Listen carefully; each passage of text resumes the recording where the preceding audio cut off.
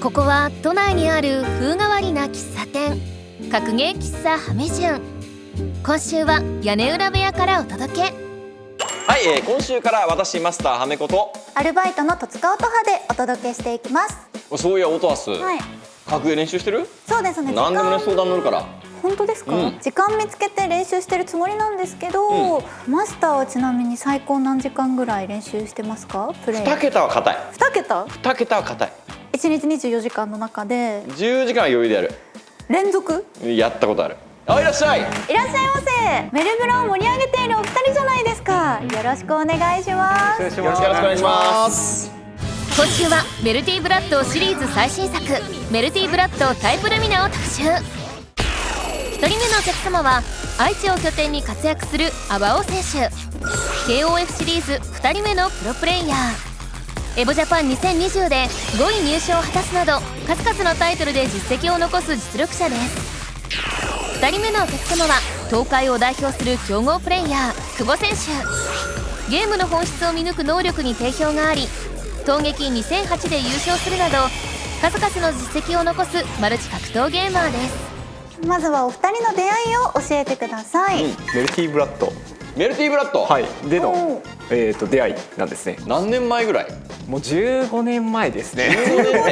15年です。その時はゲームセンターで出たゲームだったんで、名古屋のゲームセンターに自分が行った時に、はい、久保さんとお会いしたっていう流れですね。ただどこのゲームセンターで僕会ったか覚えてなくて久保選手は同じですかね？いや、僕は、多分この人と出会ったゲームセンターは覚えていて、はい、もう金山アリスっていうもう地下のゲーセンだったんですよ。2人でアバオさんともう1人いて、で最初そのもう1人の方を見た時にすごいちょっと怖そうな方だったんですよ。怖そうだった。はい。で怖そうな方と、まあ、その2人でなんか仲良くゲーセンにいらっしゃるなっていうのを思ってたんですけど、後々聞いたらその怖そうな人はこのアバオさんのお兄ちゃんだったっていうまさか兄弟で来てるとは。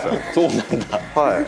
そんなに似てなかったってことですか？似てないです。似てないんですね。だって怖そうとは思えないじゃないですか。確かにすごい爽やか。優しそう。金山アリスで出会ってから、お話しするようになったみたいな、そんな感じなんですかね。自分の家を使って集まりが行われることが結構多かったんですね。ちょうどメルティブラッドで名古屋のプレイヤーとすごいいろんなプレイヤーと仲良くなって、自分の家が結構そのたまり場みたいな集まる場所に使われてて、いやありますよね。コミュニティに一つね、何々亭って言われてるやつですよね。そうですね。アバオ亭、ハンダ亭とか言われますね。ハンダ亭も地名なんですけど、なるほど。みんなが車をこうやって使ってそこに集まって遊ぶみたいな流れでハンダ亭で集まってましたね。いい話だな。ゲーセンあるあるですか？丸々亭で。丸々亭も格ゲーって言ったの丸々亭ですよね。絶対ありますよね。あと丸々か。はい。丸々2つは絶対に外せない。誰かの地方の大会に遠征するときは大抵運転手の何々カーで乗ってみたいな。そして本当にお二人一緒に活動するなど仲が良さそうなのが伝わってくるんですけど、お互いどのように思っているかっていうのをお伺いしたいんですが、アバオさんから。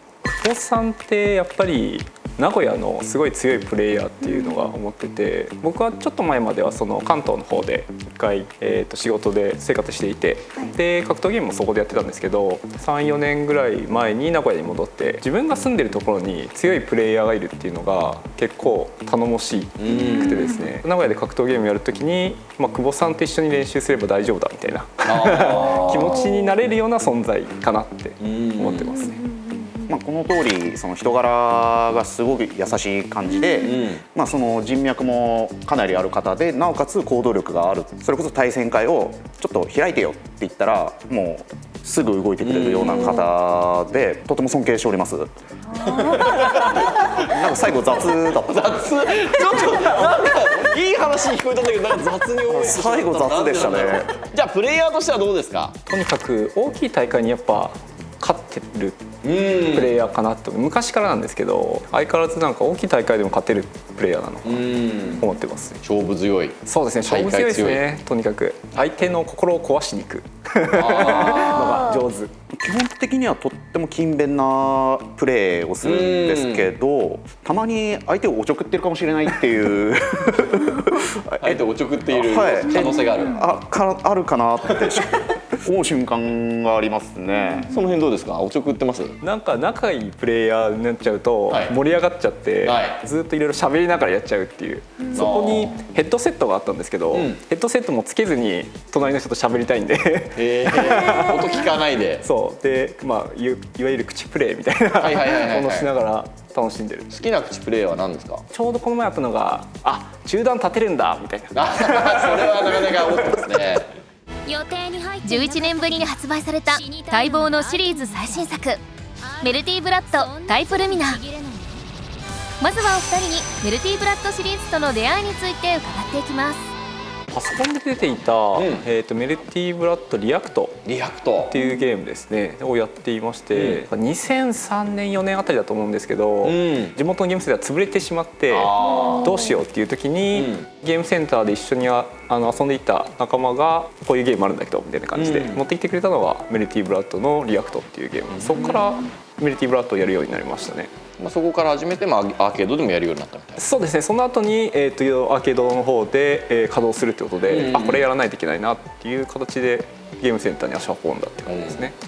ゲームセンターから入ったんですけど、当時このゲームが同人ゲームっていうものがあるっていう前提をそんなに知らなくて、でも当時のゲームセンターの格闘ゲーマーはやっぱ PC 格ゲーがあるみたいなところなかったですよね。そうですね。もうそれからそのゲームセンターで動くぞってなることしか知らなくて、いきなりゲームセンターに出てきてなんでこんなに人がいるんだろうってびっくりした記憶ありますね。そしてこう最新作メルティブラッドタイプルミナになるわけですけど、どうですか？プレイしてみての感想。昔のそのメルティブラッドっていう雰囲気も感じられるんですけど、新しい要素がとにかく多くて、新しい要素、はいそのシステムをすごい覚えるのが僕としてはすごい大変ではあったっていう感じですね。ただこれ覚えようこれ覚えようっていうのがすごいたくさんあるんで、どんだけ長く遊べるんだろうっていう、楽しみもあるっていうことを思いましたね。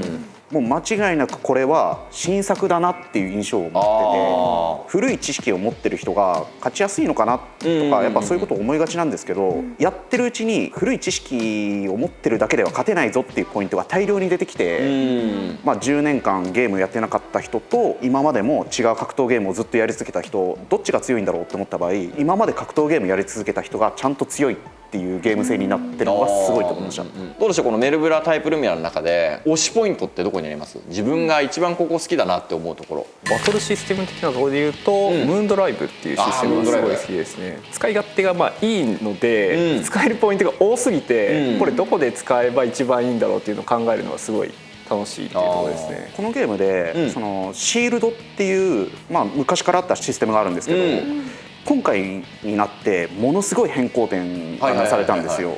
駆け引きをこう一変させるような。変わりますね。ですよね。はい。それは僕はもうかなり気に入ってますね。そういうのをあえて加えてきたってことに。なるほど。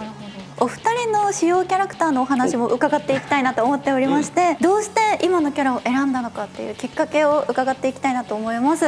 僕は今暴走アルクエイドっていうキャラクターを使ってるんですが、前作でもこのキャラともう一人、今作にも出てるロアっていうキャラクターを使ってたんですけど、この2キャラどっちを使おうかなって迷ったんですが、実際に触ってみて暴走アルクエイドがなんか前作とちょっと見た目がだいぶ変わってるっていうところが気になって、技のモーションとかかっこいいし、性能っていうのも気に入ったんで、そこの2つですね、気に入って使ってますね。なるほど。僕はそのブローブ・アルハンギリっていう、このゲームからの全く新しいキャラを使ってるんですけど、そもそもシオンっていうキャラクターを僕は使ってたんですよ。シオン。はい。そのキャラが今回いません。あんなに使ってた主人公いなくて、もう使うキャラクターどうしようかなって迷った時に、もう天に任せるか。天に任せる。自分の配信で一番初めにこのゲームが発売されて、今からランダムセレクトします。ガチャじゃん。はい。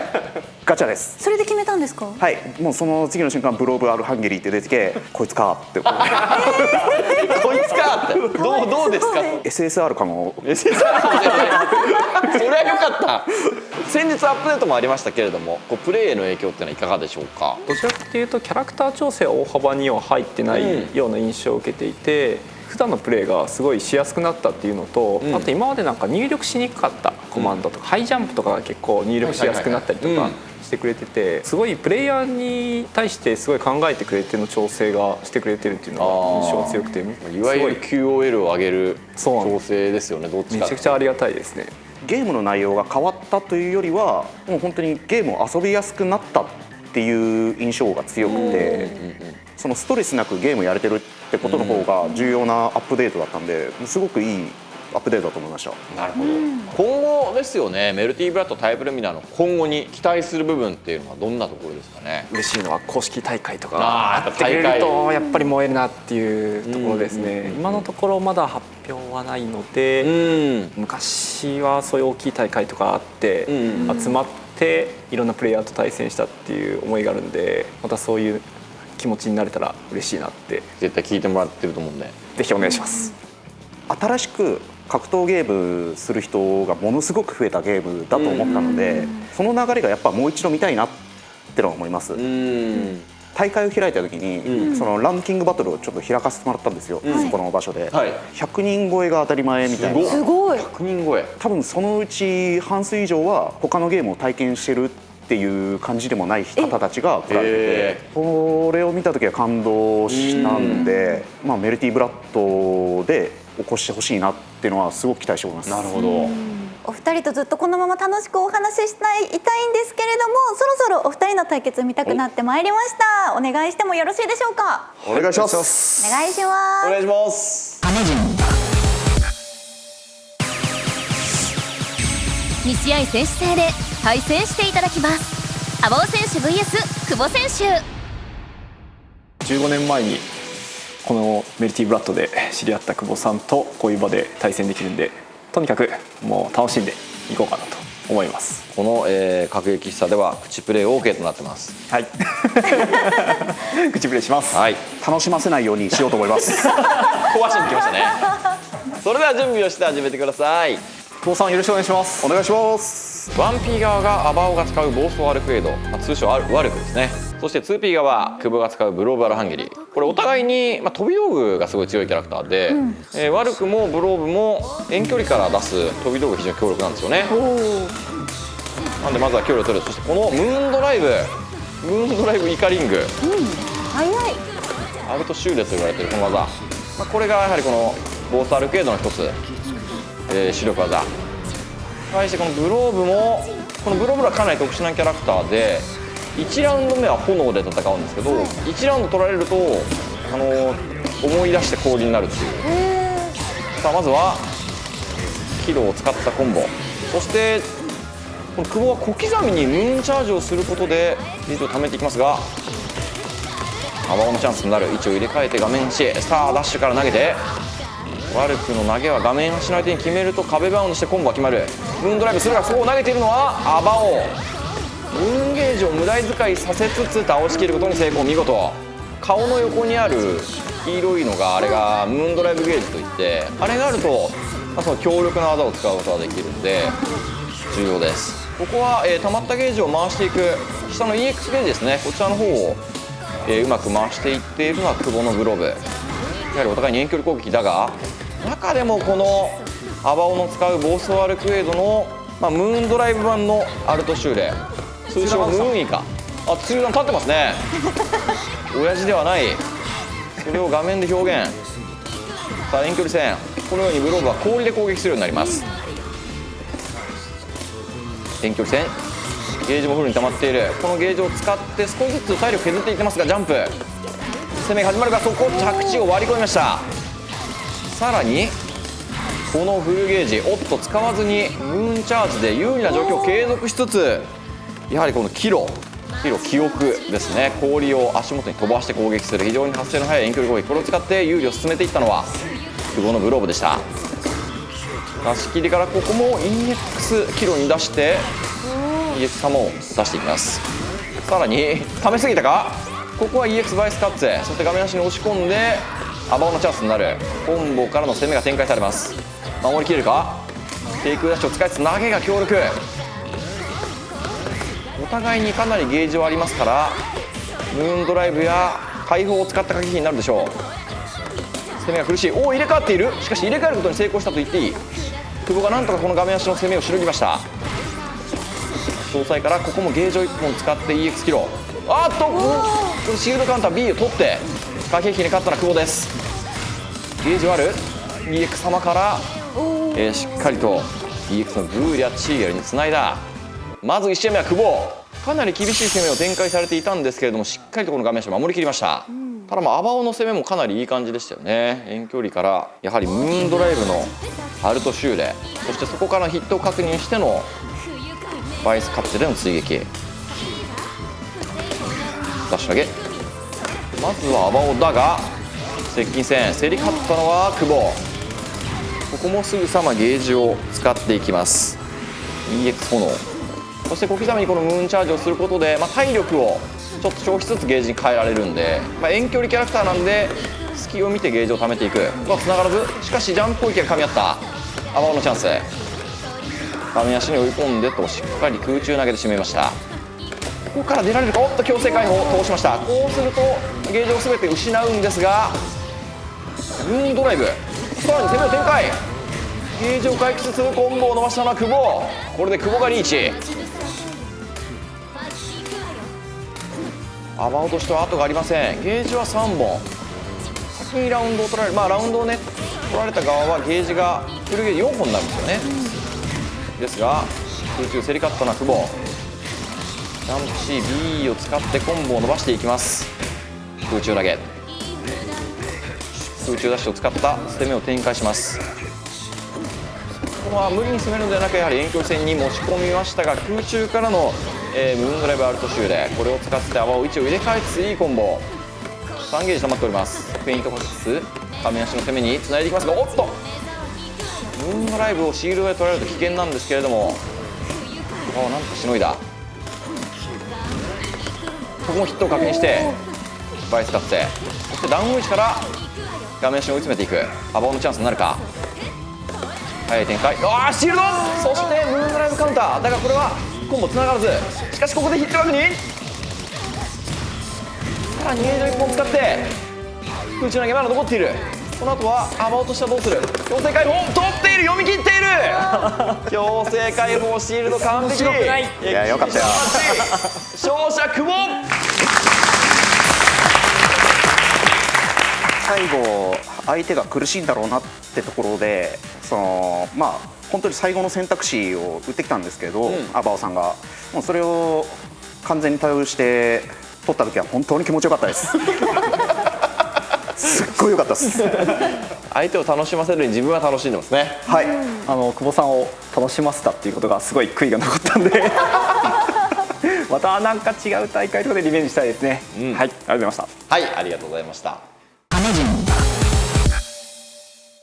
初心者オトハスが格ゲーにチャレンジ、格ゲーレッスン。第2回目ということでネモ先生に来ていただいております。よろしくお願いします。お願いします。じゃあオトハス、今週はどうします？またコンピューターを軽くにやりますか？やりましょう。前回レベル4をねガン処理したんで、4を結構簡単に倒せてたんで、じゃあ一旦6でいきますか。6、わかりました。CPU レベル6の剣を相手にレッスンスタート。必殺技はやっぱちゃんと出せるっていう印象ですね。だから操作はかなりうまいですね。めっちゃぴょんぴょんする。めっちゃぴょんぴょんする。どうしよう。いいよ。ちゃんと刺されるんだ。いいよ。もう発動するの？とトリガーを発動して。でもダメですね。投げ幅で。どうしよう。剣の攻撃に苦戦するオトハス。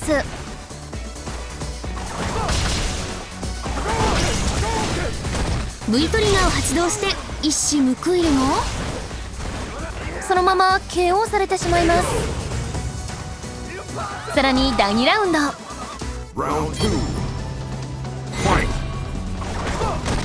どうしよう。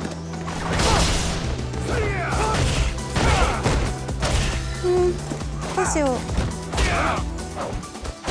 どうすればいいですか？そうですね。対空ってわかりますか？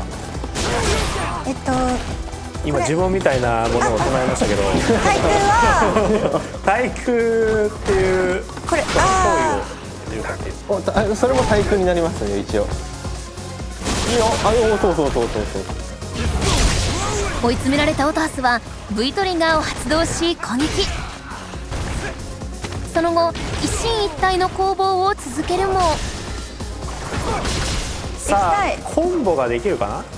でやりたいんですけどやらせてもらえないですね。そうだね。なるほど。はい、それでは戦いを終えたオトハスの感想を聞いていきましょう。今の戦いどうだったでしょうか。はい、6強いですね。私はまだ歯が立たなかったんですけど、対空って言われた時に何をすれば対空になるのかっていうところですよね。分からなかったです。じゃあ根本先生にそのあたり伺っていきましょう。そうですね。やっぱそのジャンプをされた時に対空ジャンプ攻撃を出されてしまってそのままガードするしかないっていう状況が今できちゃってると思うんですけど、そのジャンプに対してきちんと対空攻撃を出して、迎撃することによって自分のターンにすることができるんですよ。なのでジャンプしてきたらとにかくそのしゃがみ中パンという技を打って剣の飛び込みを落とすっていうことをまずやってみましょうか。はい。トレーニングモードで対空を反復練習していきます。でそこでしゃがみ中パンですね。しゃがみ中パン。対空攻撃のタイミングがつかめないオトハスに根本先生がタイミングを伝授します。戻ってしゃがみ中パン。そのタイミング。そう遅いとこうやって潰れてしまうので、タイミングよくしゃがみ中パン。10回連続で対空を練習するオトハス。だんだんとタイミングがあってレッスン終了。相手が飛んできたらとにかくしゃがみ中パンで対空をしてみるっていうところをまずは覚えて、相手になかなか簡単に攻めさせられないようにしていくのがいいと思います。すごいいいことを学びました。頑張って練習します。はい、頑張ってください。はい、ありがとうございます。はい、ということで本日も閉店のお時間となりました。オトハスいかがだったでしょうか。はい、お二人の仲の良さがすごいトークで伝わってきましたし、メルブラって本当に見ていてグラフィックが綺麗、あとコンボを見ている時も綺麗、本当に飽きないゲームだなと思っていて、今日も美しいなって思いながら見てました。楽しかったです。ここに来るのも何回か来てるんですけど、なんかいつもその好きなゲームのことをこうやって語って、でその後でこうやってプレイヤーと対戦させてもらったりとかしてもらって、いつもなんか楽しい気持ちでやらさせてもらってます。でなんで大好きな番組なんで、またこうやって呼ばれるのを僕は楽しみに待ってますね。はい、今日はありがとうございました。ありがとうございました。僕もこの2回目の来店ということで、本当に楽しい時間でしたし、このメルティーブラッドっていうゲーム思い入れかなり強いので、さまざまな大会で優勝させてもらったりとかで、こういう形で関われることが光栄だなと。また呼んでいただけるとありがたいです。お願いします。ありがとうございました。待ってます。ということで、今夜の駆け引きさハメ順、今夜のお客様は阿波尾選手と久保選手でした。またのご来店をお待ちしております。ありがとうございました。ありがとうございます。来週はストリートファイター5チャンピオンエディション特集。板橋ザンギエフ選手とブゲナ選手がご来店。お楽しみに。